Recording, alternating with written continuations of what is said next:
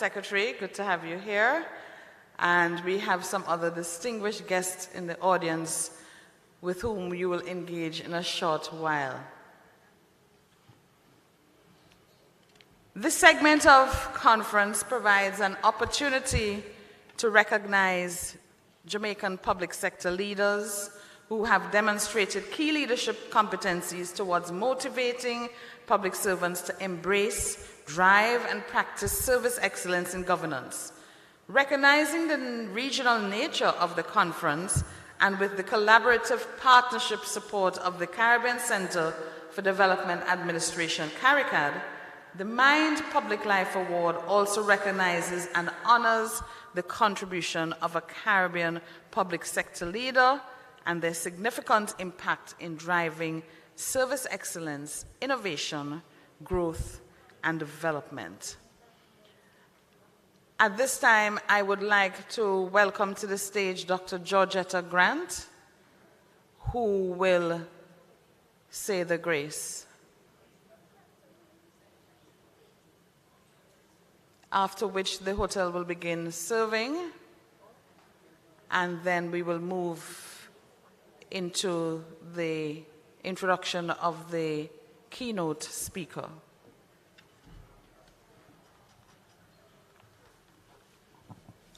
Let us pray.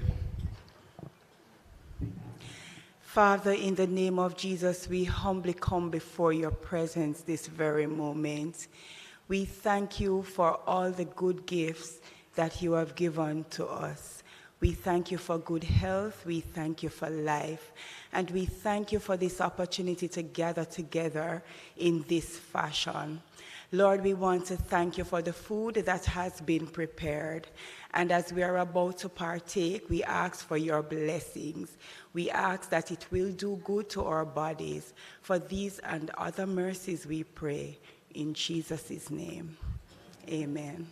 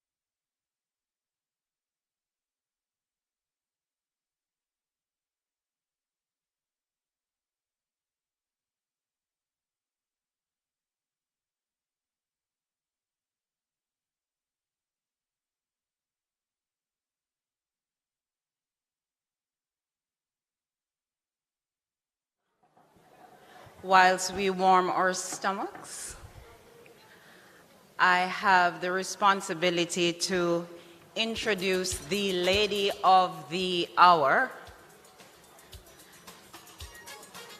Mrs. Shorville Johnson Cunningham. Shorville Johnson Cunningham is the Chief Executive Officer of Sagicor Bank Jamaica Limited, a subsidiary of Sagicor Group Jamaica. With over 3 decades of experience in the financial sector, the renowned leader joined the Sagicor team in January 2018. Chauvel is a trailblazer in the financial services industry with an impressive track record of success at the leadership level.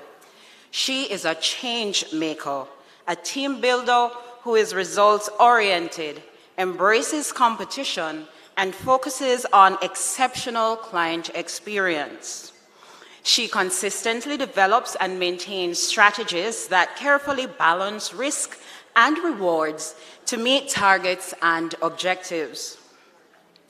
Throughout her career, she has held numerous senior management positions in the financial industry, such as Proven Wealth Limited, Proven Fund Managers Limited, First Global Financial Services, Scotia DBG, and Daring Bunting and Golding Limited. Chauvel is a proponent of female empowerment and women shattering societal expectations. She is Jamaica's first International Women's Forum Fellow and served for 1 year between 2015 and 2016, where she studied leadership at Harvard and INSEAD Business Schools. Chauvel is currently the deputy chair of the Women's Leadership Initiative and the membership committee. With a diverse educational background, Chauvel currently holds the prestigious title of a Chartered Banker MBA and is a member of the Chartered Banker Institute from Bangor University in the United Kingdom. She is also a holder of a bachelor's degree in professional management from the Nova Southeastern University and is a trained teacher with specialization in business education. A proponent of healthy living, Chauvel is a vegan and in 2012 published the book Simply Vegan, The Jamaican Way, where she explored the many aspects of her lifestyle with her readers. She enjoys yoga, walking, athletics, football, listening to music, and experimenting with vegan lifestyle by cooking and trying new vegan meals. Chauvel is married to Vaughn with 3 children. Ladies and gentlemen, Mrs. Chauvel Johnson Cunningham.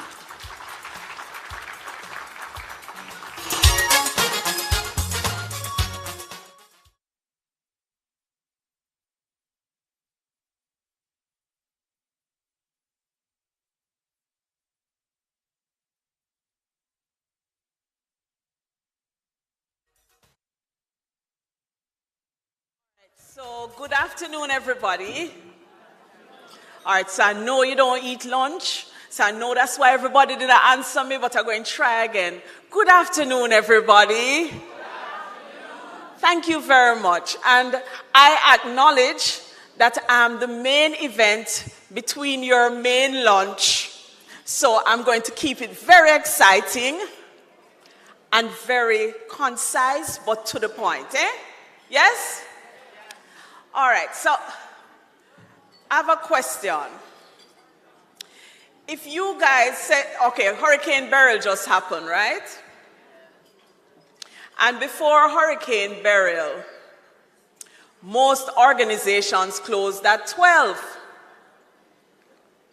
So if you went to KFC, if you love chicken and you love KFC and the chicken wasn't ready, how would you feel?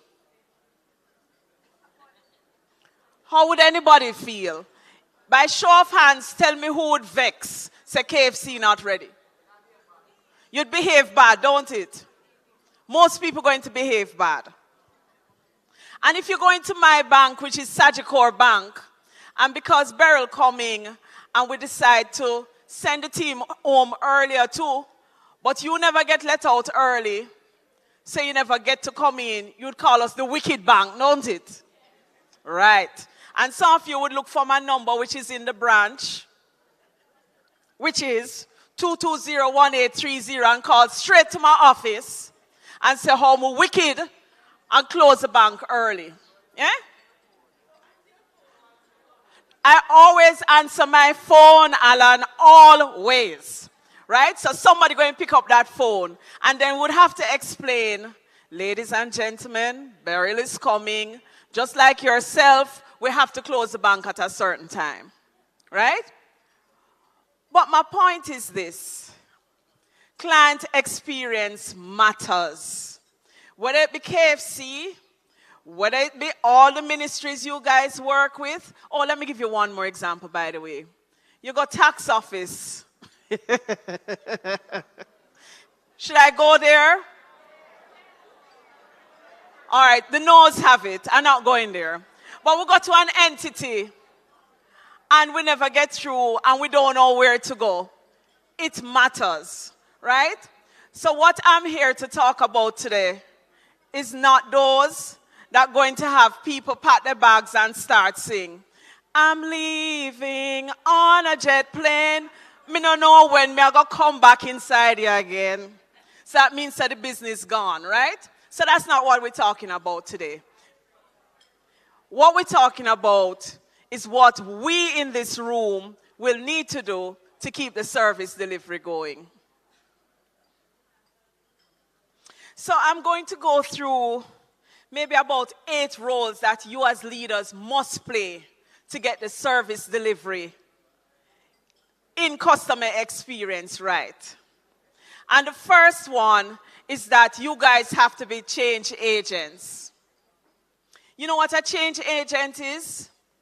Even if this is what the policy states, even if this is how the procedures happen, when we see things aren't working right, we have to immediately be the change agent.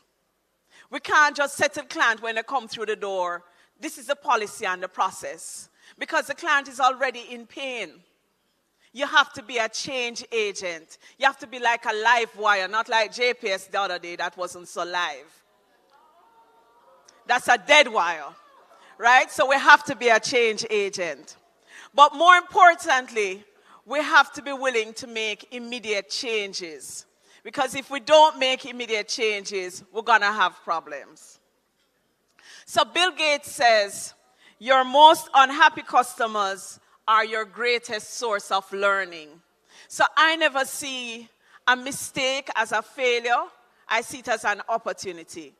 I don't call things bad service. I call it opportunities to improve service. Right? So as a change agent, you have to change your mindset from thinking the negative side and turn it into positivity. You with me? You in agreement with me? All right. So the next role you have to play is deal with the happiness of who? Your internal clients first. Don't get it wrong. If your internal clients not happy, then your external clients will never be happy.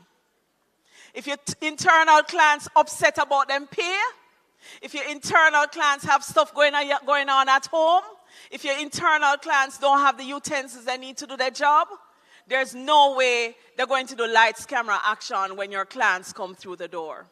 So before you even think of delighting your customers, you have to first delight your internal clients. So that is where you start. After you call yourself the change agent, the next thing you have to do is to delight your internal clients. Let them feel, let me correct them, let them know that you care about them. Because if your internal clients just think you see them as, hello, all your role to do is to push paper and serve the clients. You don't care if them pop down, you don't care if they eat, you don't care if their child not well. If you don't care about any of those things, how do you expect them to care about your clients? So you have to start the love from there. Because if they are happy, they will serve your clients in a happy way. So the big deal is to lead from the top. So if as the CEO of Sagicor Bank, I need to get some cash for myself. And me walk through the door and walk past every client in there who complaining. I'm not doing my job. So in leading from the top, if you want to say to your clients, if I want to say to my branch manager, walk the floor and see what is happening, I have to show how to do it. So when I walk through the door, good afternoon, are you getting through, can I help? And you run in the line till you all forget what you went there to do. Right? So you have to lead from the top. You can't just tell people this is what you must do. You have to be the leaders. All of you in this room are leaders. But if you're not leading from the top, who are they following? If you walk past the clients, who are they following? Monkey see, monkey do. Monkey see, monkey do. So anything you do, they're going to do it. And my dad always says, couple things. My dad always says, no man is an island, no man stands alone. And do unto others as you'll have others do unto you. Anything you don't like for yourself, don't do it to people. It's as simple as that. So if you want to be treated like royalty, you have to treat people like royalty. You have to treat your clients like royalty, right? And you know, they have the saying in Jamaica, one hand cannot clap. One hand cannot clap. So we have to ensure everything is in order with that. So as the team leads, you have to set the tone. You have to give the guidance. You have to give that effective communication. You cannot communicate in such a way that the people on the east think this is how something's supposed to be done. Then when you talk to the people at the south, they're doing something else, north doing something else, and the people on southwest doing a combination of all of the above. So you have to communicate in such a way and set the tone and set the guidance so that everybody is clear. What about standards? How should we put standards in place? As I say, if you don't have anything, everybody going to do their own thing. You might have an area that is doing exceptionally well in the industry, right? So let's say in the public sector, you have one of these areas in public sector that's very good at what they do. You know what I would do? Go to them and say, how do you do it? Can I see your policies and processes and standards? And then that now is the standard. Then you take time and roll it out across the way. But then if these people are getting an A+ by the clients and everybody talking about them, and then another one not getting A+, and you're going to use the one down the bottom of the barrel to set the standards, then what you get across the board will not be what you want. And then again, if none of them across the board, not at that level, then you need to develop it. And how can you develop it? You need to talk to the clients. You need to talk to the clients and say, what are we doing well? What are we not doing well? What you like, what you don't like. And trust me, clients love to tell you everything them not like. They don't like to tell you when you do good. In fact, I do have a 220 number in my branch, which is not for complaints, it's for suggestions. And what I've found recently, people are calling me to tell me when my staff do well. Like I have a branch and they did well, they call and said this branch, and in fact, what they do is tell me the specific name of the person. Because they might not be at the standard all the time. What do you think I do with that? Hide it under a bushel? You think I hide it under a bushel? No. I send out a big blast to the whole network and make everybody know, guess what? Mary Jane did this to our client, and this is the client's comment. Because it cannot be that I only get upset when Tom Stokes does something wrong and may reprimand Tom Stokes. If they do good, you must show that they're doing good. And then you find out, you take Mary Jane, and this is where she feels very important. How do you do it? What do you do? Come into this room and present to your peers and tell them what exactly you do. So it does two things. It makes Mary Jane feel good. So she go and consistently do it. Then it made the other competitive one them say, what the hell? How come is Mary Jane one up there? I do these things all the time, but nobody ever tells the CEO. So you know what them do? See the CEO number up there. Call her and tell her, say we're doing well, so them can get the kudos and the big ups as well. Or get a customer service award. So you have to find these little things that really impact people, that will impact your business. Everybody has to buy in. And that's very important because if you have team members, and trust me, the different generations, we thought the millennials were bad. And none of them not bad, they're all good, by the way. We thought the millennials were exceptional. And then we reached the Gen Zers, and then what they call it, the Gen Allers, or whatever they're calling them nowadays. Some of them don't even like to see people. It's not a joke, it's a serious thing. They don't want to be client-facing. The first thing they do is put up their hands and say, can I work from home? Right? So you have to analyze and know the people that you're working with. Not everybody is client-facing. And if they're not client-facing, do not put them in front of clients. Because they can pretend for this much and no more. They're going to mash up your business. So analyze, the whole room start talk. I think I actually hit a nail on the head. But if you have kids, you're going through that at home anyway. Because they're different. They're going to the bathroom on their phone with the same person for 3 hours. And the person sits on the phone. So you have to know where their strengths are and use them. But as leaders, what's important is how you analyze, observe, and implement. Analyze, observe, and implement. You have to be keeping your eyes open for change. And change is the only constant in life.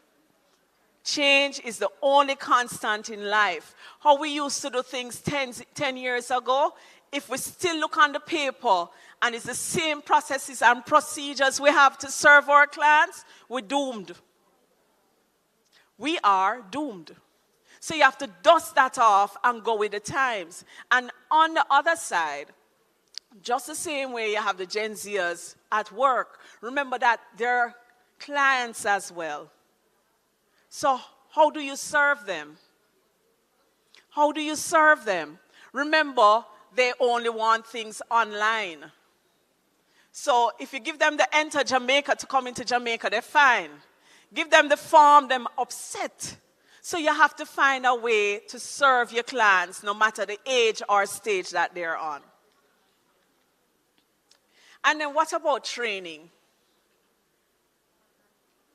What do we do when we recognize that somebody is not at the level of the client delivery that we need? Do we just push them in a corner? Do we have the appropriate client experience training ready for all of these people? You must have a client experience training always, always for team members, including me, including yourself, right? You have to have that in place where you immediately can do a refresher. At the beginning of the year, you go through client experience training. End of first quarter, you see how you're doing, you decide whether you need to do a refresher or upgrade the training. Mid-year, you go again. And you do that constantly. New people come in, you don't make somebody else train them.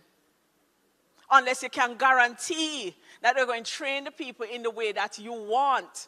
Because, I tell you, what I call it telephone line when you use the milk can. You hear me age myself now. You know when you used to use a milk can and somebody have the string down there, or you do the other one where you whisper in somebody's ears and by the time it go around it's something totally different? Thank you. Thank you so much. You see, Chinese telephone, it got through training as well. Yes, if you give the wrong person to train them, they train them in the Chinese telephone manner. So if you don't have a correct manual, script, somebody set to train these people, you're going to have issues. Because the Chinese telephone, instead of saying, good morning, sir. Thanks for coming in. My name is Shorville Johnson Cunningham. How are you? Good morning. How are you? What you want? May not even give your name. But you want that consistency. So no matter which entity in the public sector that somebody goes, it should be the same thing across the board. It shouldn't be that you go in one and you can't get help, and in the other, please take a ticket. Go to this number 1. Oh, after you finish there, I want to do so-and-so. Go to so-and-so number 2, and that is well organized. Well organized. But at the end of the day, the clients still don't get to achieve what they want in the time factor. So the customer experience training must teach about timing. Timing. It cannot be something that for the whole day you spend in a whole place. I get in there. I'm at roll number 4, guys. We're getting there. So the big deal is to listen to your clients. So first we spoke about the internal clients, but you have to listen to your external clients.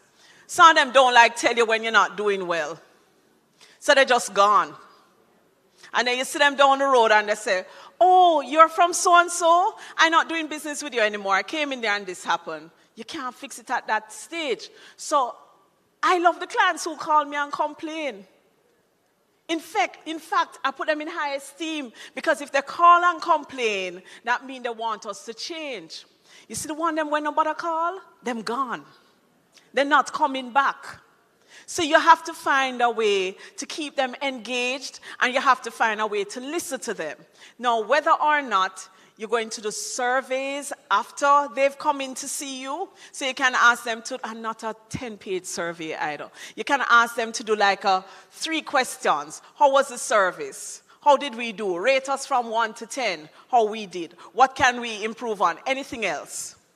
Is there a team member you want to recommend? Things like that. So you ask them that survey.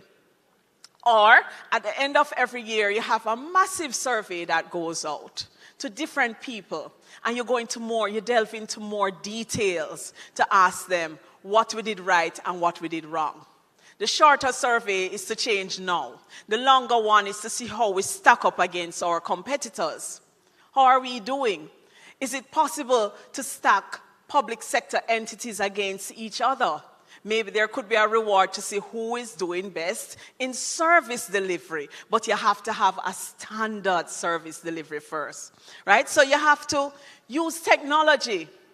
Use technology to see how you're doing and incorporate the short surveys.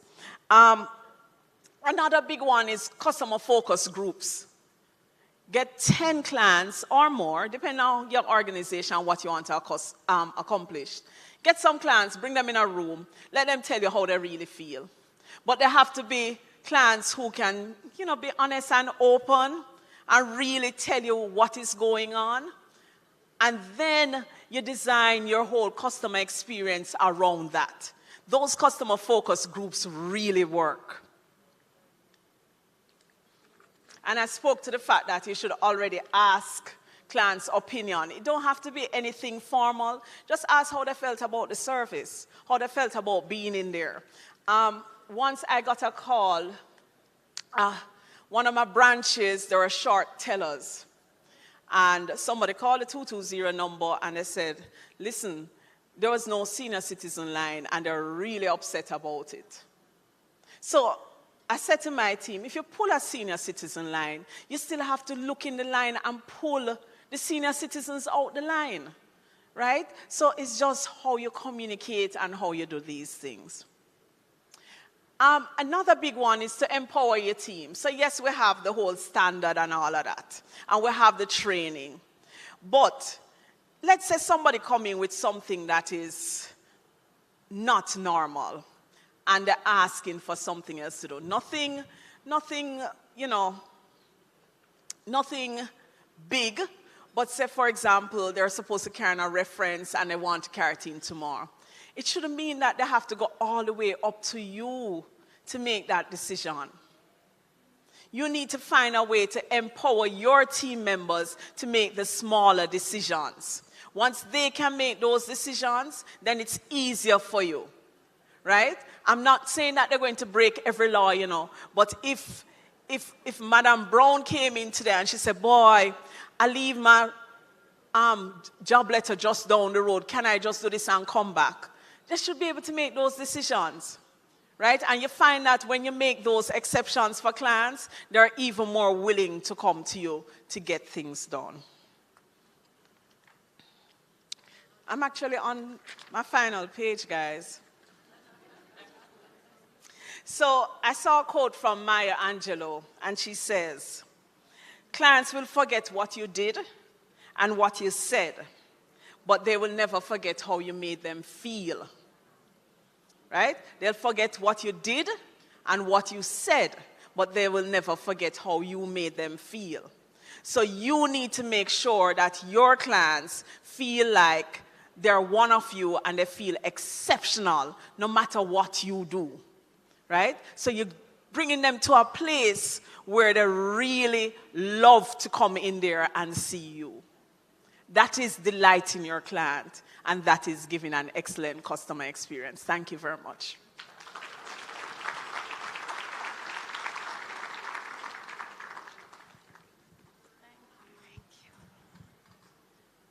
Thank you very much, Charvel. And might I say, what an exceptional example of, let me say, a soft public-private partnership. So it shows that the matter of service excellence is something that is important to the public service and as well as we know the private sector.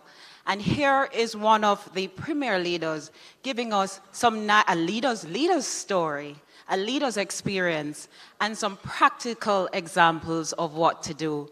And the last thing I'd like to say, Charvel, I'm sure you didn't want me to say this, but just the experience of her this afternoon, because she's literally almost stepping off an airplane. And she still said yes. She still made it here in spite of all she was coming back to. So we thank Sagicor for making the time, and thank you for making the experience what it is for us today. Thank you.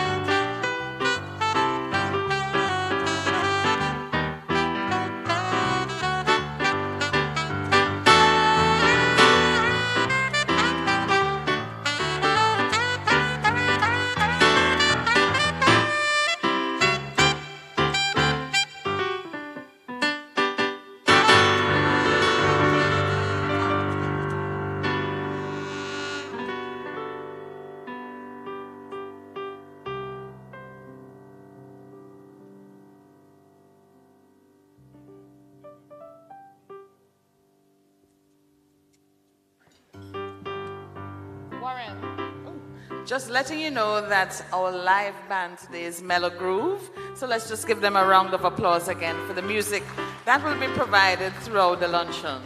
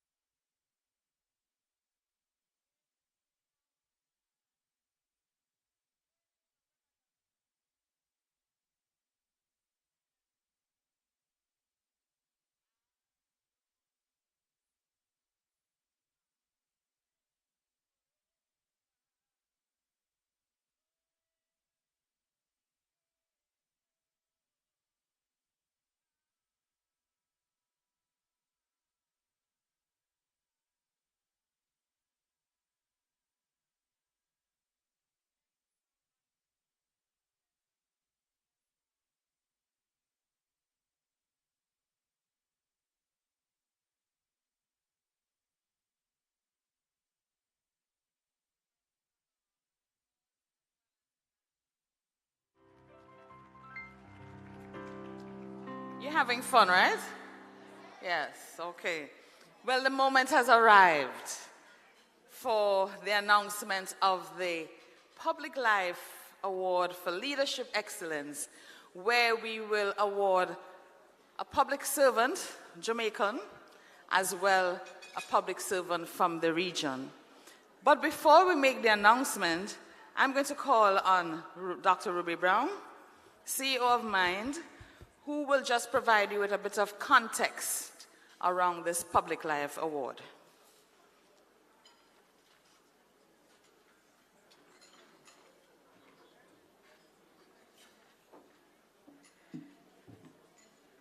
So back in 2008, when we started our leadership development conferences, and for subsequent years, we never had the Mind Public Life Award for Leadership Excellence. In fact, we never started this award until in 2013, I think it was.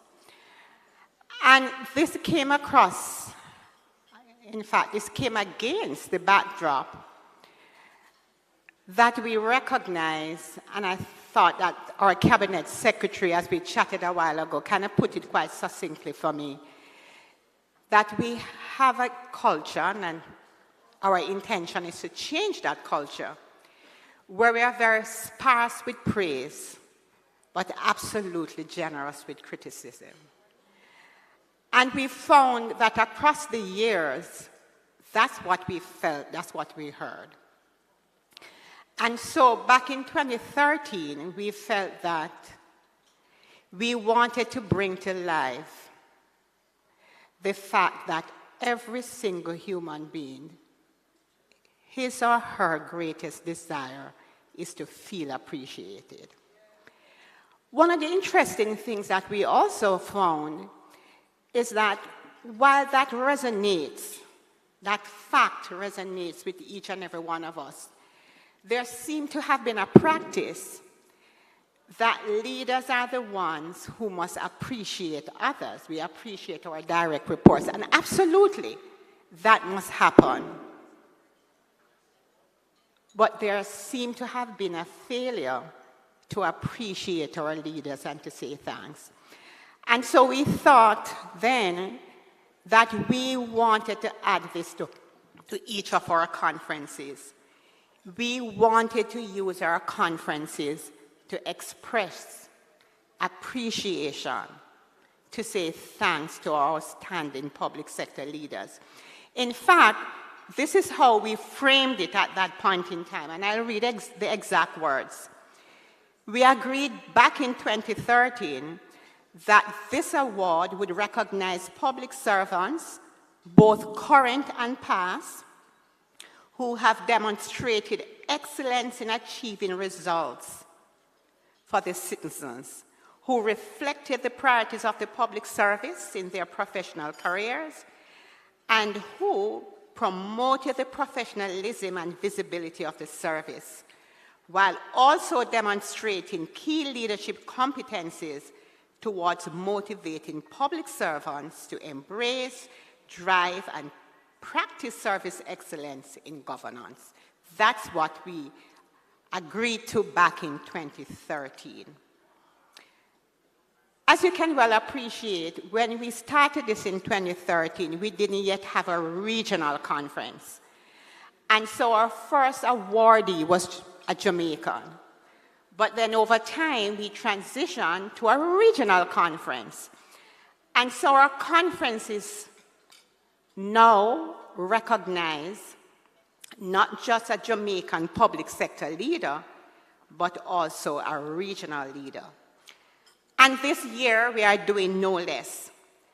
And this year, in keeping with the theme of our conference, Sustaining Public Service Transformation Through Leadership for Service Excellence, the awards will be based on the following.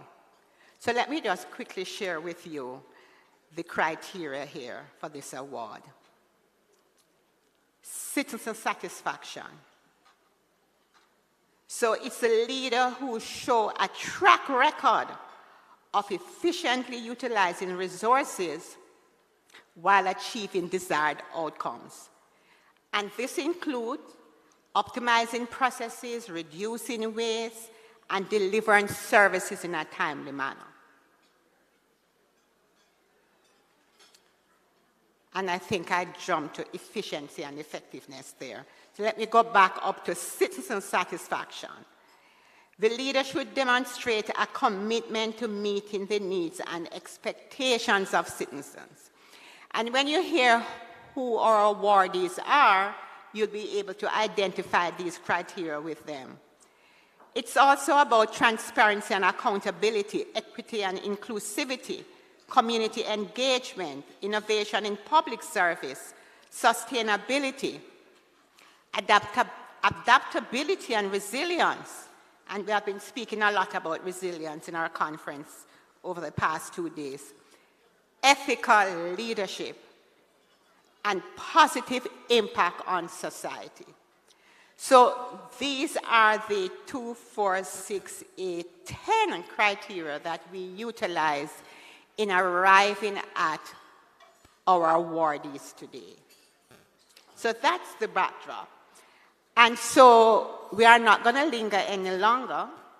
We are going to get right to recognizing our awardees for this year's Public Life Award for Leadership Excellence. And so I invite Georgia to take over from here.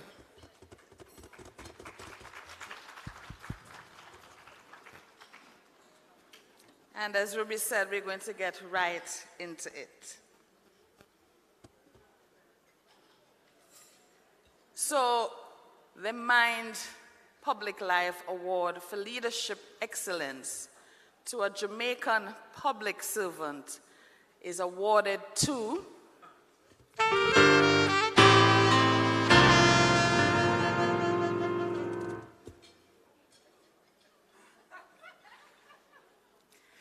Mr. Everton Anderson, Chief Executive Officer of the National Health Fund. I now invite Mr. Lloyd Pascoe, who will read the citation to Mr. Anderson. Ladies and gentlemen, could we rise and acknowledge Mr. Everton Anderson?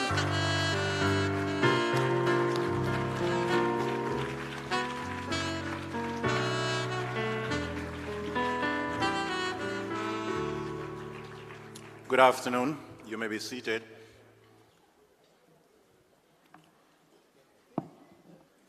It is with immense pride and admiration that we present the Mind Public Life Award 2024 to Mr.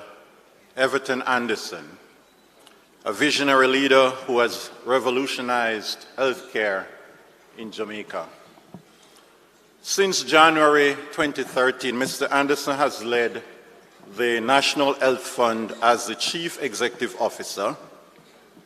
His distinguished leadership of the institution has propelled the NHF to become a stellar public sector organization with a strong reputation for service excellence. Mr. Anderson's career in health administration includes roles such as Regional Director of the Western Regional Health Authority, Chief Executive Officer of the Cornwall Regional Hospital, and Parish Manager in the St. James Westmoreland and Hanover Health Services. Over the last decade, Mr. Anderson's unwavering commitment to the people of Jamaica has been demonstrated by his dedication to quality service and innovation of numerous health projects, including the establishment of modern cancer treatment centers. He is a staunch advocate for implementing a national health insurance plan aimed at alleviating the pain and suffering of vulnerable groups and senior citizens with limited health coverage. Mr. Anderson's commitment to leadership and service excellence are evident in his approach to inclusivity, inclusivity. He established a customer service protocol for persons with disabilities, revised staff handbooks to address persons with disabilities-related matters, and prioritize services for persons with disabilities. He has also championed subsidies for diabetic supplies and prostate-specific antigen test, and developed the JISTV program, providing free drugs to Jamaicans aged 60 and over. His tenure as CEO has also ensured the implementation of systems to grant immediate treatment access for those without an NHF card. Everton Anderson's transformative leadership has resulted in the NHF becoming one of Jamaica's most reliable and efficient institutions. His innovative approach to service delivery includes enhancing drug availability, the introduction of an at-home delivery system for pharmaceuticals, home visits for the elderly, electronic prescription submissions, and island-wide sourcing from NHF pharmacies. Under his guidance, the NHF streamlined the efficient application and delivery of health cards, as well as the pharmaceutical warehouse, achieving ISO 9001:2015 certification. Additionally, he has overseen significant advancements in the national healthcare system, including the development of cardiology and dialysis services, neurosurgery, and chemotherapy suite at Cornwall Regional Hospital. During the COVID-19 pandemic, you'll recall, the NHF, under Mr. Anderson's leadership, swiftly adapted to the crisis by increasing medication access and implementing measures to minimize pharmacy visits for vulnerable population.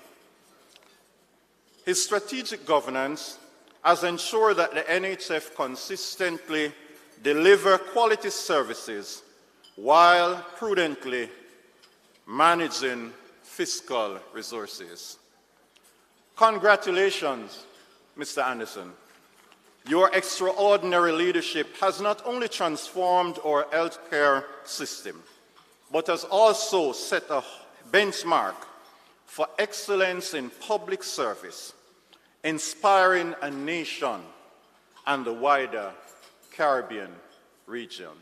Put your hands together for Mr. Anderson.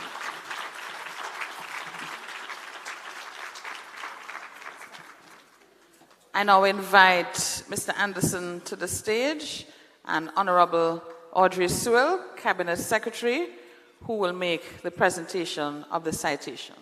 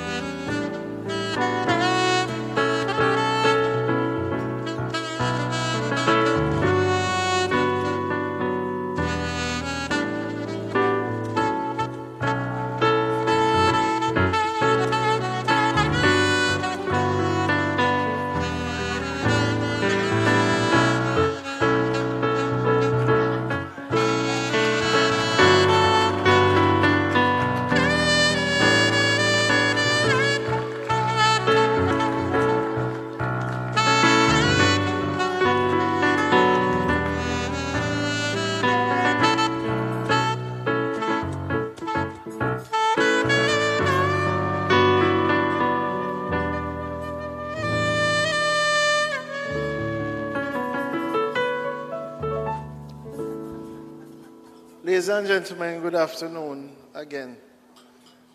Let me thank the team from mine for this recognition. I've been affiliated with mine, I was telling Dr. Brown, from my first day at work.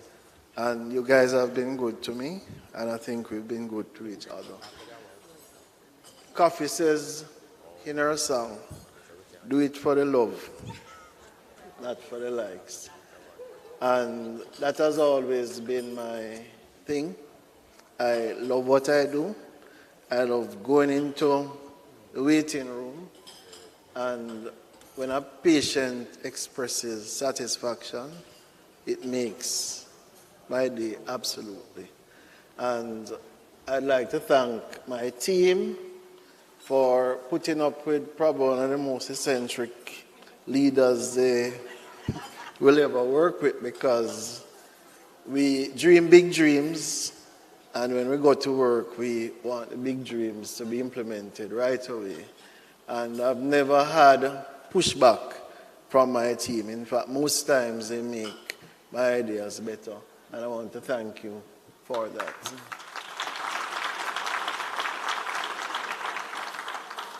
So I accept this as a call to even greater service, and you can be sure that I will press even harder to serve the people of our country. Thank you very much.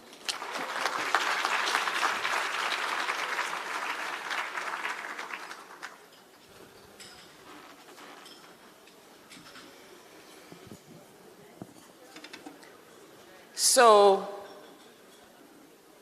we are awarding not just to a Jamaican public servant, but also to a regional public servant.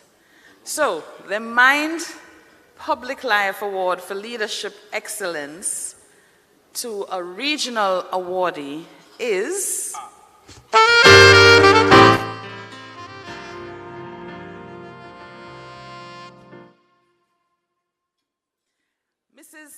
Mrs. Jackie Samson Miguel, Ombudsman of Trinidad and Tobago.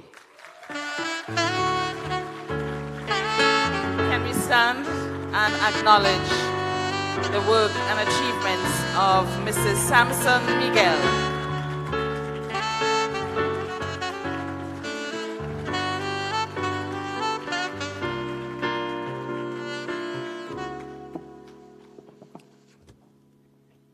Thank you very much.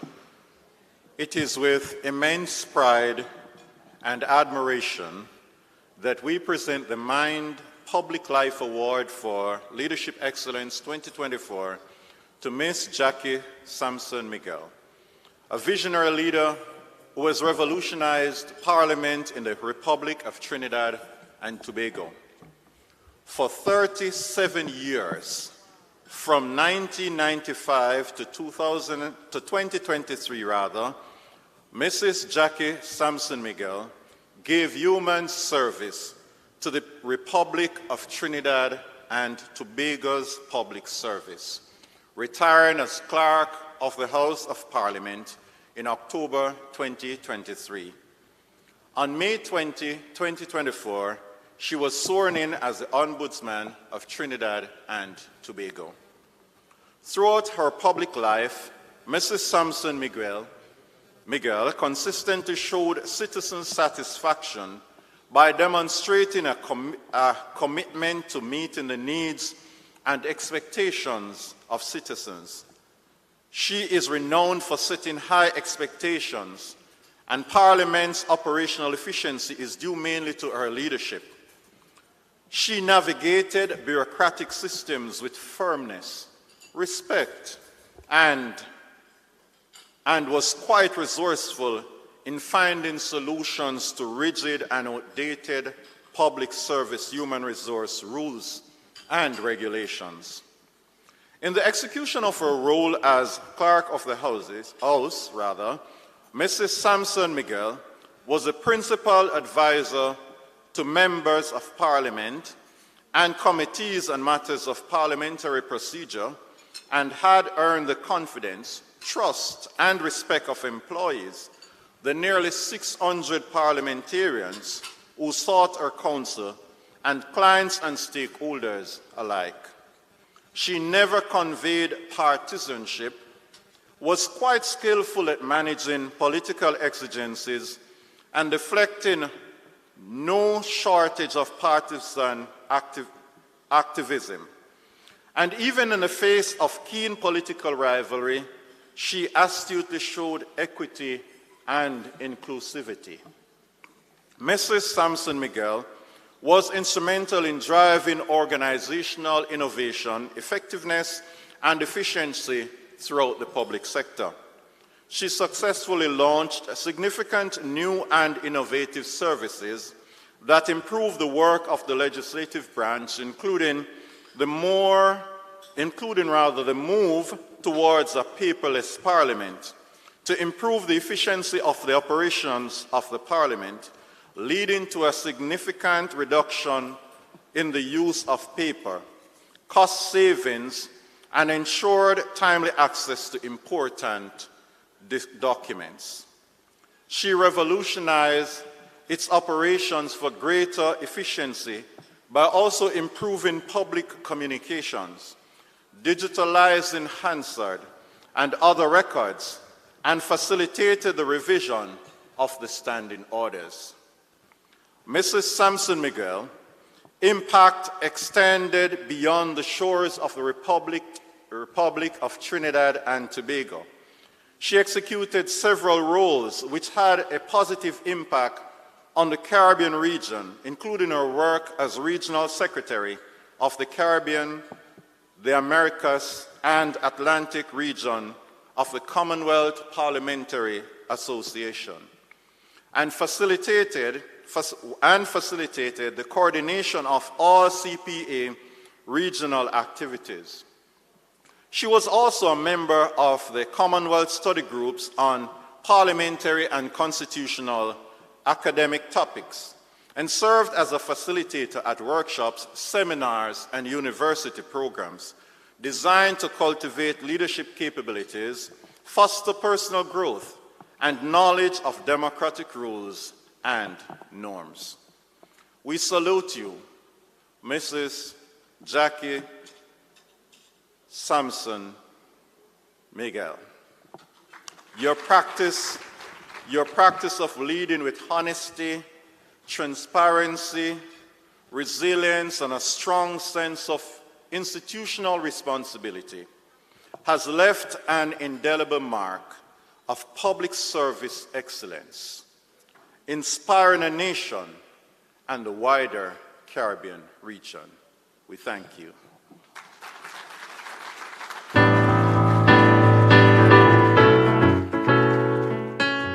I now invite Sean McEwan, our Manager for Creative Development, to escort Mrs. Sampson Miguel to the stage to receive her citation.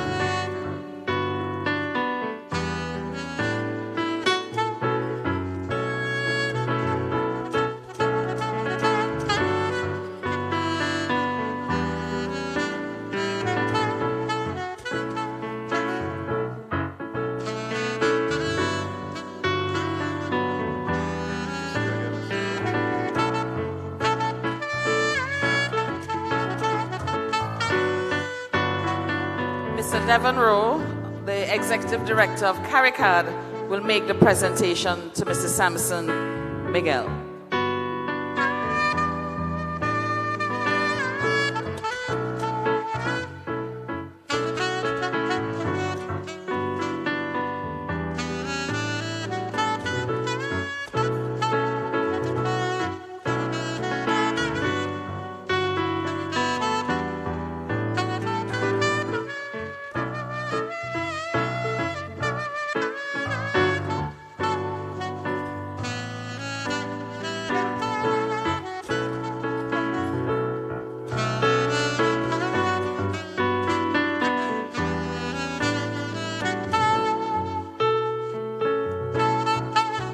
We now invite Mrs. Sampson Miguel to respond.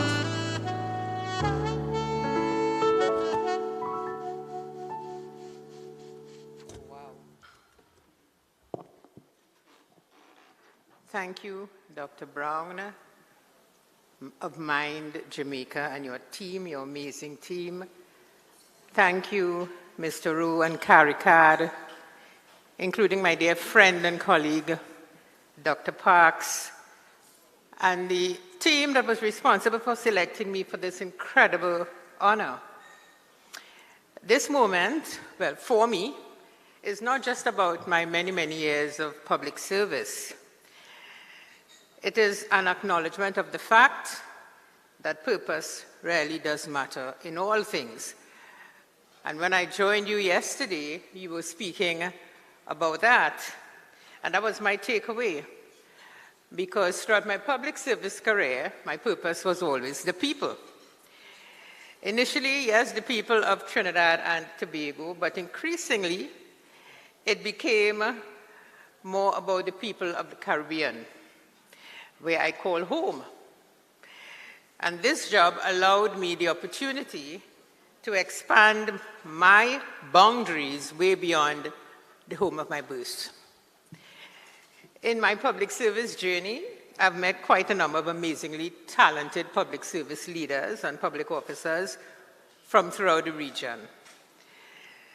The Caribbean Leadership Development Program, of which I was a member of the first and fabulous cohort, number one, not so Ambassador Underwood,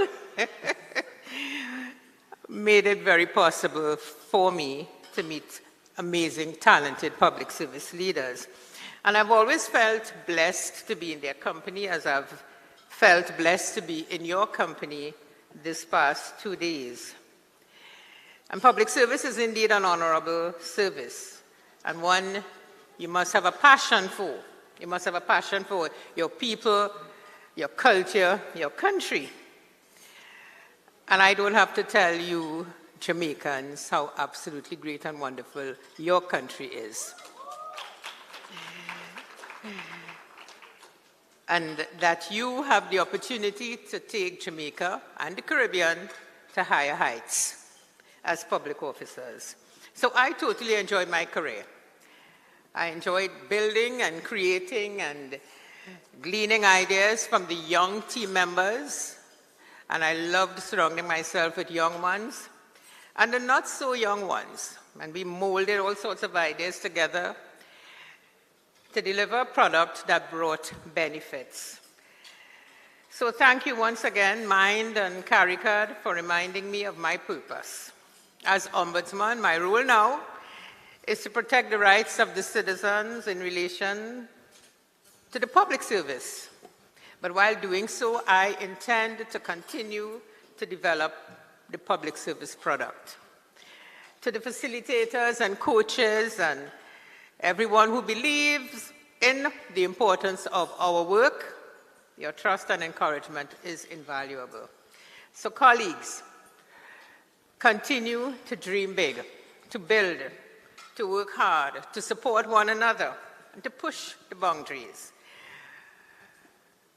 Also, never forget that in all things, give God the glory and the praise. Thank you once again for this incredible honor. I am deeply grateful and more determined than ever to continue this journey, inspired by your recognition and by your support. I thank you.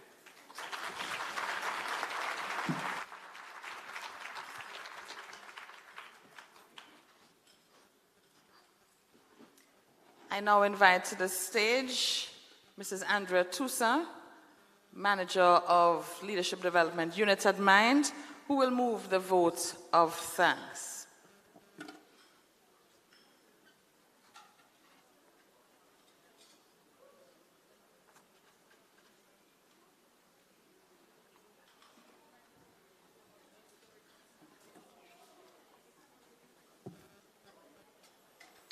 The Honorable Audrey Sewell, specially invited guests, presenters, ladies and gentlemen, good afternoon.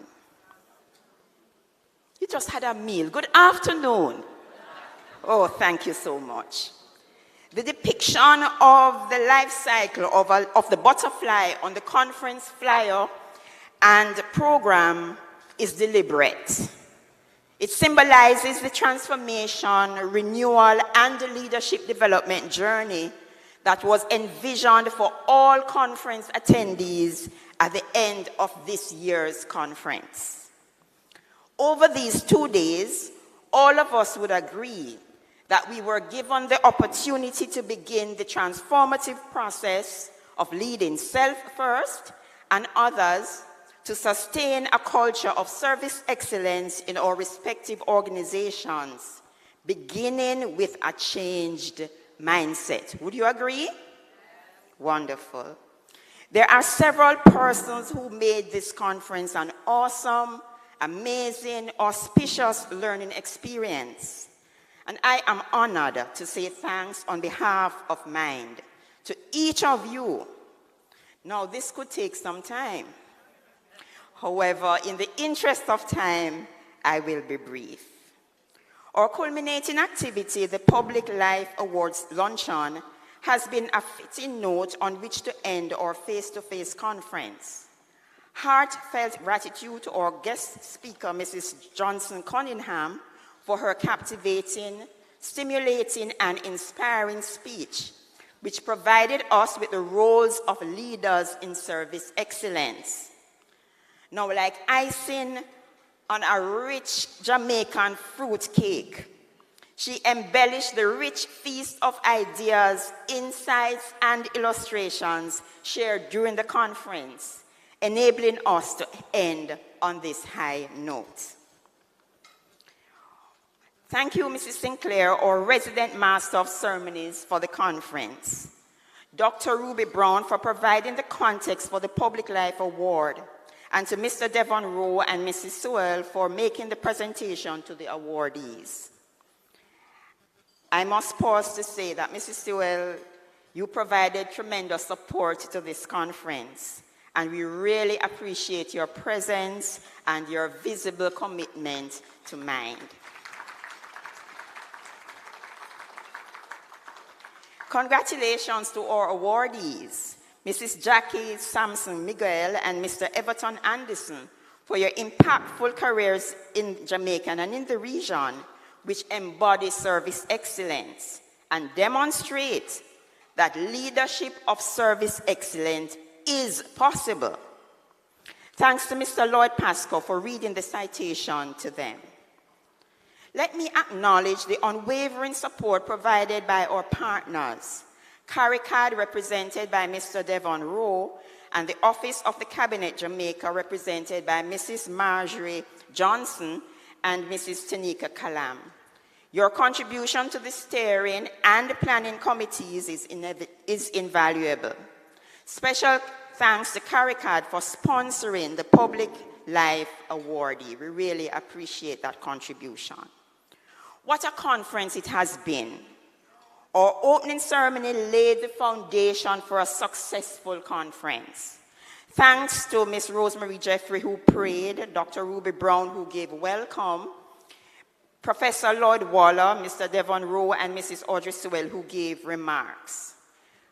I'm sure in absentia too, I'd like to thank the Honorable Dr. Nigel Clark, who opened the conference and reminded us that as small nation states, we have to be twice as good in a context of crisis after crisis.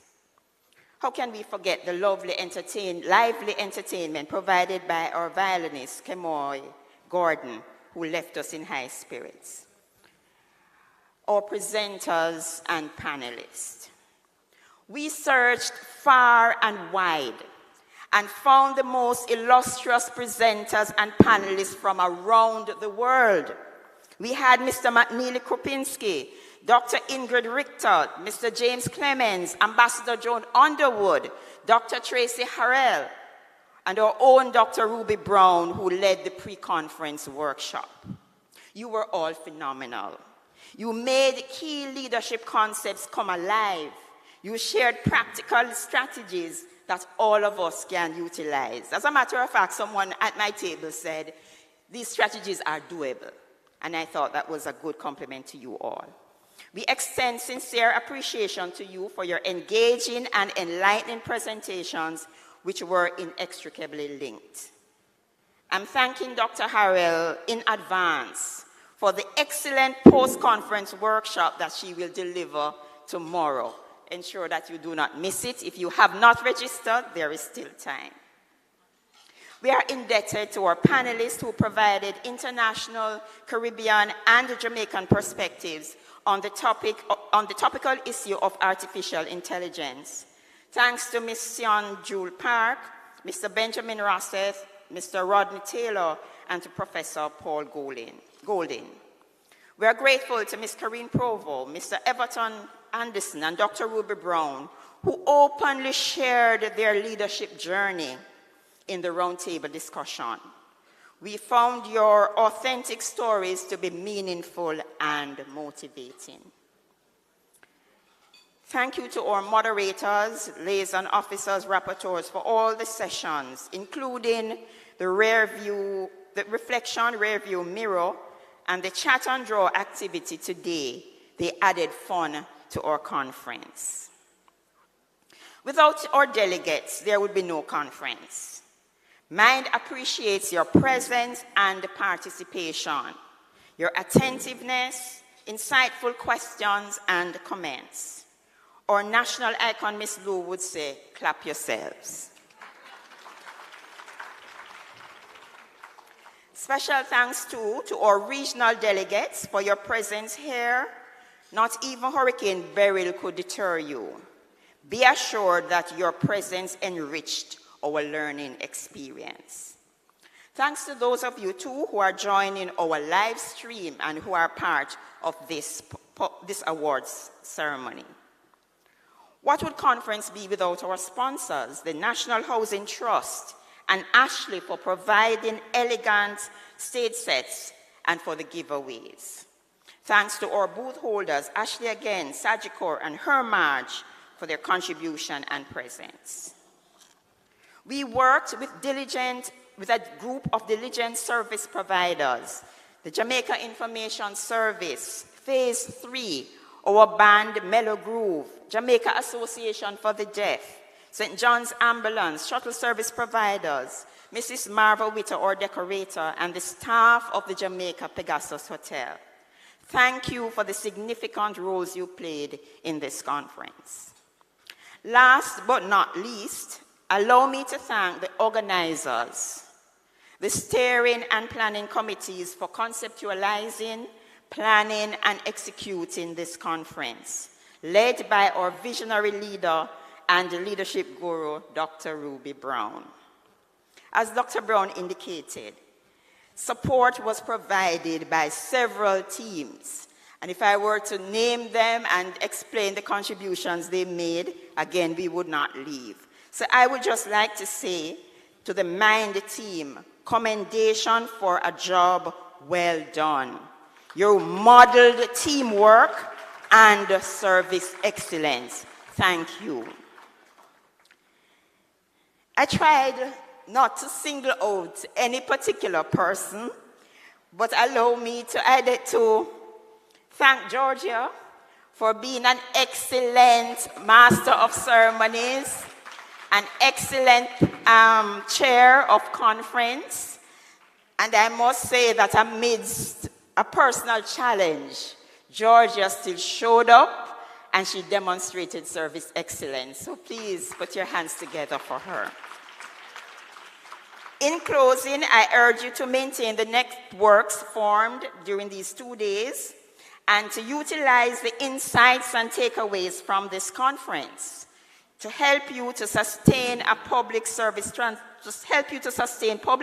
transformation through your own leadership of service excellence.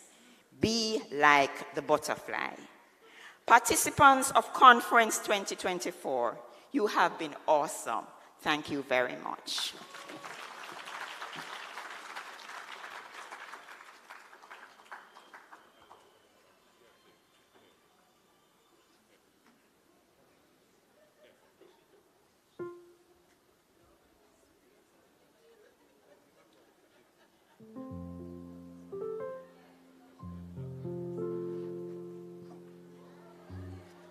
Just in case you're not aware, conference has ended. have been a fabulous audience, and we look forward to engaging you in the future. Just remember, post-conference workshop tomorrow.